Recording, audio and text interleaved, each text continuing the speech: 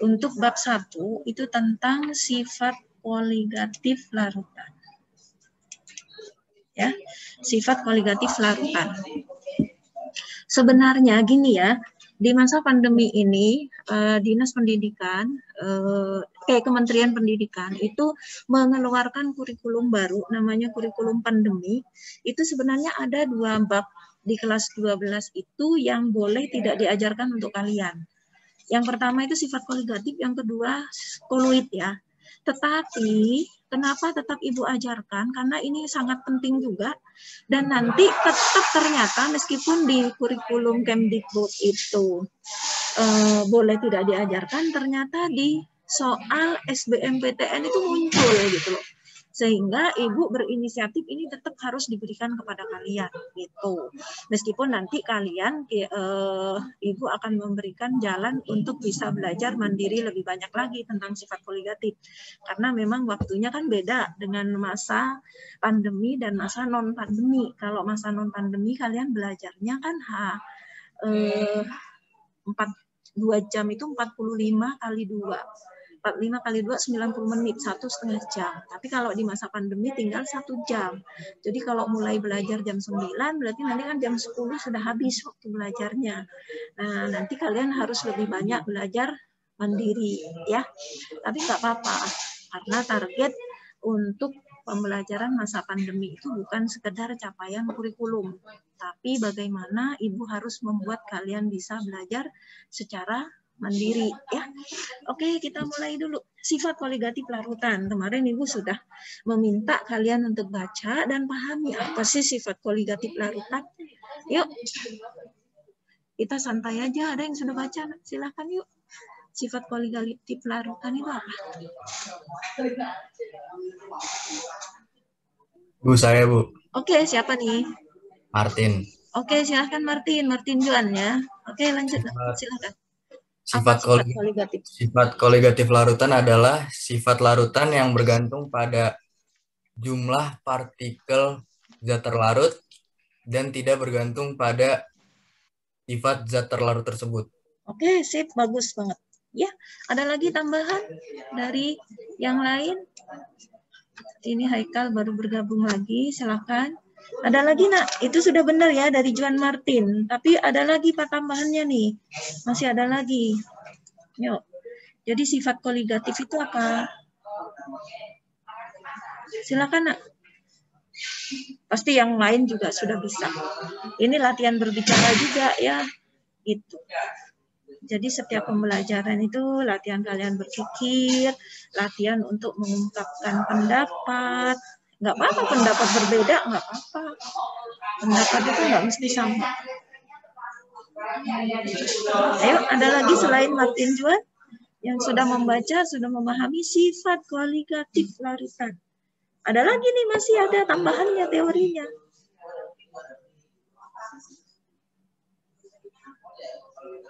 Ya, ayo ada lagi nih selain dari Martin Juan, ada tambahan?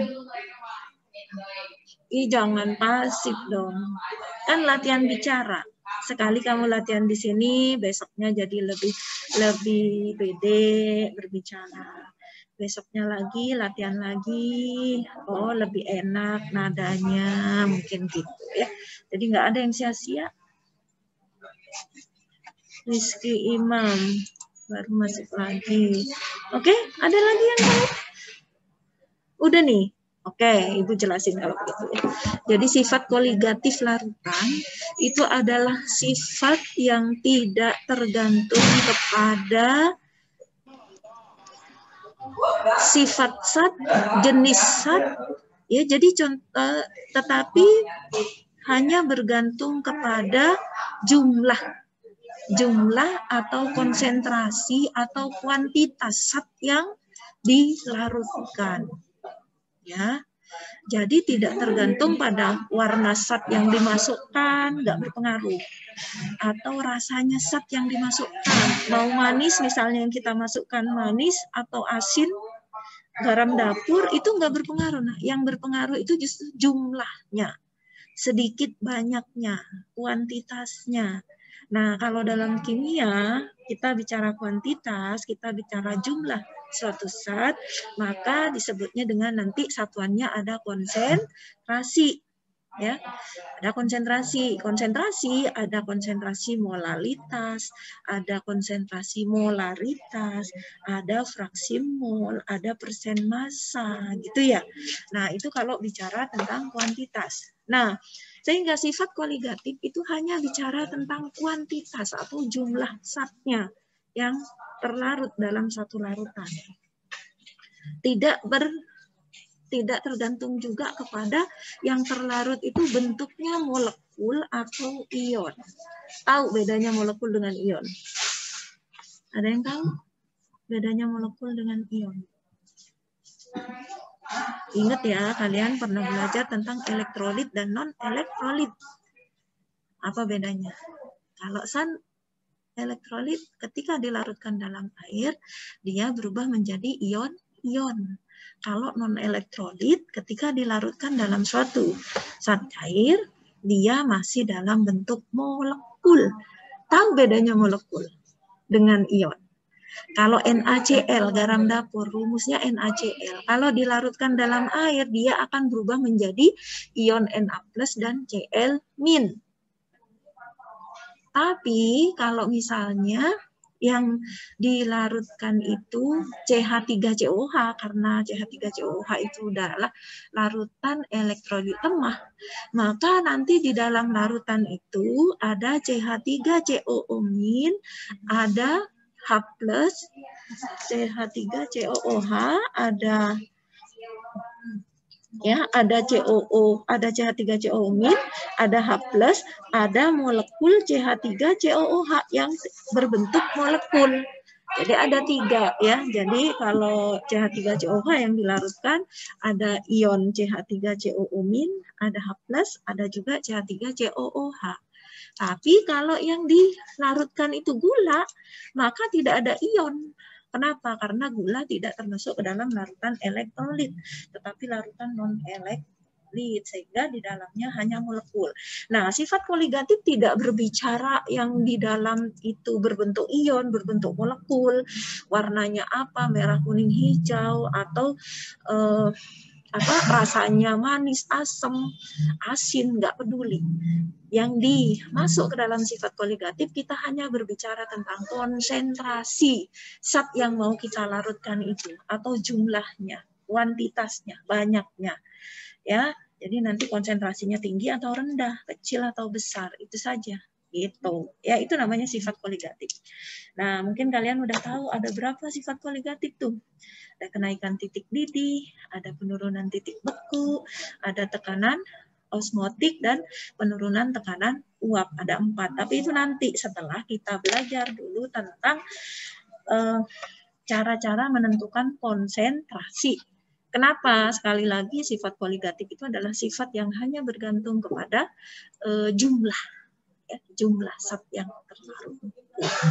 Nah, sehingga karena kita bicara jumlah, maka kalau dalam kimia pasti hitungannya konsentrasi. Nah, nih, konsentrasi ini di kelas 1 sudah dipelajari ya, dibahas lebih lanjut di kelas 2. Konsentrasi yang pertama yang harus kalian pahami untuk kimia itu adalah molaritas. Ibu, kenapa apa yang buka ini dikit? Molaritas. Molaritas itu menyatakan banyaknya mol zat terlarut dalam setiap 1 liter larutan.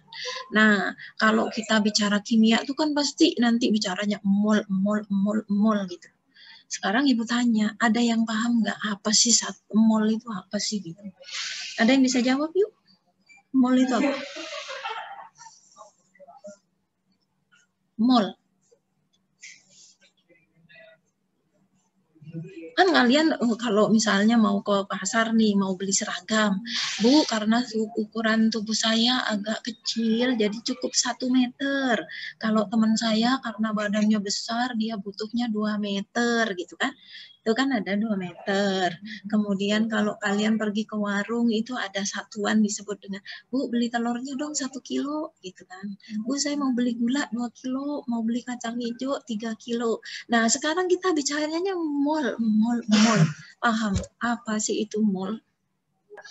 Ibu. Ya. Satuan pengukuran. Itu satuan pengukuran dalam sistem satuan internasional untuk jumlah zat. Oke, jadi kalau mau menyatakan jumlah zat, maka satuannya mol. Ya, jadi harus tahu. Nah, sekarang kan gini. Oke, kalau untuk satuan panjang meter, misal beli bahan atau mengukur panjang pakainya meter. Kalau mau untuk mengukur berat, kita pakainya kilogram. Nah, sekarang kalau untuk mengukur satuan jumlah zat, ya pakainya mol. Nah, sekarang gini, yang dimaksud 1 mol itu seberapa sih? Kan kalau kalian 1 meter itu berapa? Misalkan 1 meter kan kalian udah tahu ya. 1 meter itu Bu kira-kira kalau saya nih orang dewasa itu sepanjang tangan saya kita rentangkan ke kanan sampai di bahu sebelah kiri. Ini kira-kira 1 meter gitu loh, 1 meter gitu kan. Jadi udah punya bayangan bahwa 1 meter itu segitu gitu. Atau 1 meter itu 100 cm Bu. 100 cm itu kira-kira segitu deh. Kamu punya bayangan kan? Nah, itu 1 meter. Sekarang kalau 1 kilo itu Bu kalau telur kisarannya 18 butir deh Bu rata-rata gitu ya. Nah, kalau misalnya kacang tanah kayaknya sekitar 2.000 deh Bu isinya sekilo itu. Nah, sekarang 1 mol itu seberapa sih gitu? Ayo, ada yang tahu? Nanti ngomong, Bu ini 1 mol Bu, 1 mol besi. Nah, gambarannya seberapa gitu? Kan harus punya bayangan. Kalau 1 meter kain udah pasti kalian pasti tahu, oh 1 meter itu segitu, 1 meter kain panjangnya. 1 kilogram beras itu segitu nih ukurannya. Nah sekarang 1 mol satu, seberapa sih kiranya? Ada yang tahu 1 mol itu berapa? Ada yang tahu 1 mol? Yuk, harus tahu kan anak IPA. Ya. Bu, 1 mol, Bu, 1 mol sama dengan 1 liter buah partikel zat. 1 liter? 1 mol sama dengan 1 liter buah partikel zat. 1 buah partikel, masa 1 partikel itu kan kecil banget. 1 liter buah, Bu. 1 liter buah. Masa liter itu volume, masa buah. Ya. Kalau jumlah partikel baru buah. Ya, Ibu kasih tahu nih, 1 mol itu sejumlah zat ya yang mengandung 6,02 kali 10 pangkat 23 partikel. Ingat nggak? Jadi 1 mol itu adalah sejumlah zat yang mengandung 6,02 kali 10 pangkat 23. Pangkat 23 itu banyak banget. Kamu bisa bertahun-tahun kalau ngitung telur sebanyak 10 pangkat 23. Banyak, nggak selesai-selesai. Nah, itu yang dimaksud 1 mol. Jadi kalau 1 mol besi berarti sejumlah besi yang jumlah partikelnya itu 6,02 kali 10 pangkat 23. Sayang bisa dibayangkan banyak banget isi partikelnya. Ya. Nah, kira-kira berapa Bu? Nanti terhitung mol itu kan sama juga rumusnya selain 6,02 10 pangkat 2 partikel itu mol itu sama dengan gram per mr-nya. Jadi kalau misalnya Mg magnesium mr-nya kan 24 ya. Kalau 1 mol berarti 24 gram dibagi mr-nya 24. Itu maka jumlahnya 1 mol. Nah, jadi rumusnya mol itu macam-macam. Atau 1 mol itu sama dengan sejumlah zat yang memiliki volume 22,4 liter dalam keadaan STP, Standard Temperature and Pressure. Ya. Jadi macam-macam mol. Jadi kalau dihitung jumlah partikelnya sebanyak bilangan Avogadro. Ingat ya, bilangan Avogadro 6,02 kali 10 pangkat 23. Itu ya. Nah, jadi ada gambaran ya, oh 1 mol itu segitu, sejumlah zat yang memiliki 6,02 kali 10 pangkat 23 partikel. Nah, baru masuk ke dalam rumusnya. Itu baru mol. Nah, kalau molaritas konsentrasi itu sebanyaknya mol zat terlarut dalam 1 liter larutan. Harus 1 liter satuannya. Sehingga rumusnya molaritas, ini ya, hurufnya M besar sama dengan mol. Mol itu lambangnya M. Ya. Rumusnya mol itu sama dengan apa? Gram per mr. Ya. Gram massa dibagi massa molekul relatif, atau kalau molnya unsur berarti gram per air. Nah, dibagi dengan 1 liter larutan. Nah, ini rumusnya M sama dengan mol per V. Molnya itu gram per ml. Ini rumusnya. Oke, itu konsentrasi yang pertama. Yang paling sering muncul nanti di dalam kita belajar sifat koligatif, polaritas. Yang kedua, baru ke molalitas. Molal ya, L bukan molar. Jadi bukan pakai R. Nah, ini namanya R molar. Molalitas itu lambangnya M kecil. Kalau molar M besar. Ya, bedanya apa? Kalau molal itu menyatakan banyaknya mol juga. Mol rumusnya sama nanti, molnya itu sama dengan jumlah massa dibagi mr per larut di dalam setiap 1000 gram pelarut. Nah, kalau di sini kalau molar itu kan dalam 1 liter larutan. Kalau molar itu dalam 1000 gram pelarut. Jadi kalau 1 liter larutan itu berarti pelarut dan zat terlarut. Tapi kalau di sini pelarutnya aja yang 1000, belum ada zat terlarutnya, ya. Itu bedanya. Sehingga rumusnya nanti M itu molalitas atau mol per kilogram, karena per 1000 gram nih 1 kilo, ya. Kemudian P-nya massa pelarut. Nah, rumusnya M sama dengan N per P. P itu massa pelarutnya. Nah, pelarutnya dalam kilogram. Nah, kalau dalam gram, maka nanti ditulisnya 1000 per pelarut. Pelarutnya gram. Kalau di sini nggak perlu 1000, karena di sini satuannya kg. Kalau kalian pakainya gram, berarti 1000 per pelarut. M-nya itu molar. Mol, maaf. Gram per mr kali 1000 per pelarut. Ini rumusnya, ya. Jadi molalitas sama dengan gram per mr kali 1000 per pelarut. Oke, gampang. Nah, yang ketiga nanti yang harus dipahami tentang fraksi mol. Apa itu fraksi mol? Makanya rumusnya mol harus kalian pahami di luar kepala, ya. Ya, fraksi mol itu menyatakan perbandingan banyaknya mol dari zat tersebut terhadap jumlah mol seluruh yang ada di dalam larutan itu. Misalnya fraksi molnya A itu berarti molnya A. Misalkan ada zat A, zat B di dalam suatu bejana, ya. Maka fraksi molnya A itu molnya A dibagi dengan penjumlahan antara mol A ditambah dengan mol B.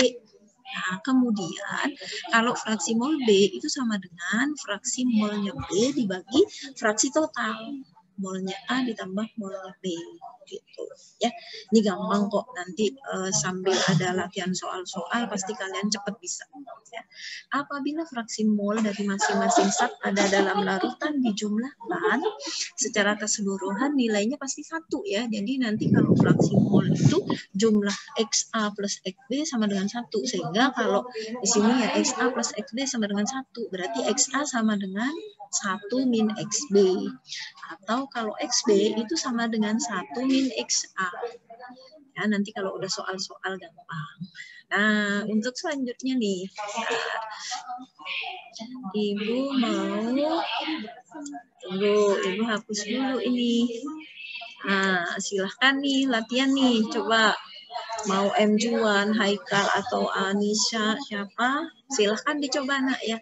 Hitung konsentrasi larutan yang dibuat dari 2 gram kristal NaOH yang dilarutkan ke dalam air hingga volumenya 500. Nah, ini yang ditanya karena volumenya liter, mililiter atau liter, bukan gram, maka yang ditanya ini adalah apa? M besar ya. Yang ditanya itu adalah molaritas. Ya, yang ditanya molaritas. Silakan. Ada yang bisa menjawab? Silakan dihitung. Yang pertama apa? Yuk. Rumusnya molaritas tadi apa? Konsentrasi sama dengan mol dibagi dengan volume. Oke. Ya. Berarti gimana? Cari dulu molnya. Molnya berapa? Jawab dong. Molnya 0,05, Bu. Hah? Molnya berapa dibagi berapa, nak? 2 dibagi MR-nya ya, 40. Berapa, nak? Berapa? 0,05. 0,05. Oke, mol ya. Gampang belajar kimia. Nah, sekarang baru ke konsentrasi. Nah, konsentrasi di sini kan satuannya, ingat ya, satuannya liter. Jadi kalau di sini volumenya itu 500 mili, ya, ini sama dengan berapa? 0,5 ya, liter ya. Bener nggak? Jadi mili dirubah ke dalam liter dulu. Ya. Baru setelah itu cari M. M-nya sama dengan molnya ya, 0,05 dibagi dengan 0,5. Sorry. Ya. Hasilnya berapa? Berarti 0,2. 0, berapa? 0,1. Ya. Oke. Udah ya, ini baru konsentrasi. Nah, satuannya berarti mol per liter. Gitu. Ya? Paham? Oke. Gampang kan? Oke. Nah, sekarang yang sebelah sini.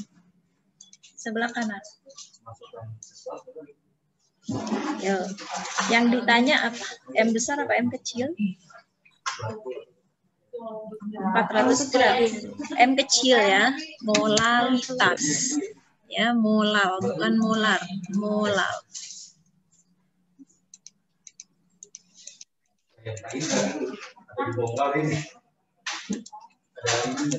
Molalitas.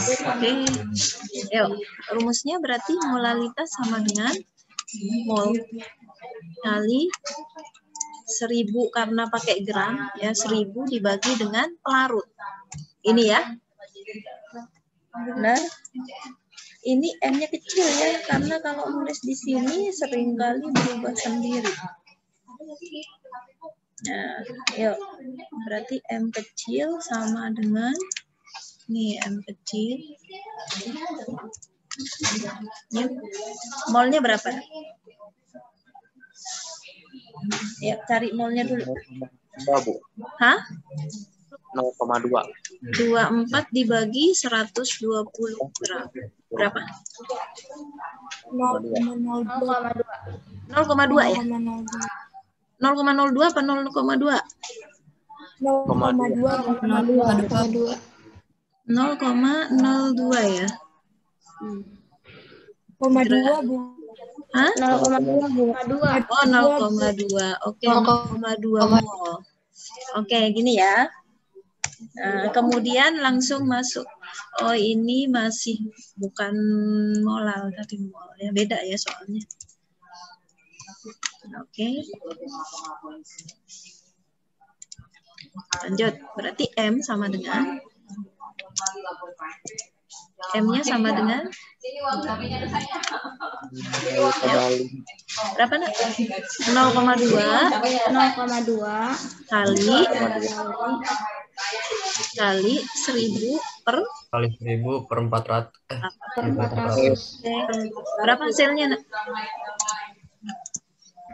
Silakan. 0,2 dikali 2,5. 0,2 kali 0,5. Jadi berapa hasilnya? 25. Hah? Dikali 0,2 dikali 2,5. Oh, ini 2,5 ya? Sorry. Oh iya, 1000 dibagi 400. Terus hasilnya berapa? 0,5. 0,5 molal ya. Udah ngerti ya, gampang ya cara untuk mencari konsentrasi. Nah, ada yang belum paham? Nanti yang fraksi mol belum ada ya soalnya ya. Nah, kita lihat di belakangnya sudah benar. Nah, ini jawabannya. Ya, sama ya seperti yang kalian tadi kerjakan. Jadi kalau di sini kuncinya itu selalu di mol. Makanya kalian harus paham di luar kepala cara menghitung mol. 2/40 sekian, volumenya 0, liter. Jangan lupa kalau di sini masih mili berarti harus dirubah ke liter dulu. Ya, udah ketemu. Kemudian di sini juga 24 gram, cari molnya dulu. 0,2 mol, larutnya 400, berarti 0,2 kali 1000 per 400, hasilnya 0,5 molar. Ada yang belum paham sampai di sini dulu? Nanti Ibu akan ngirim soal ya, 4 soal doang tentang hitungan ini contohnya. Ada yang belum paham? Udah ya, kalau udah paham Ibu tutup dulu share screen-nya. Ya. Oke.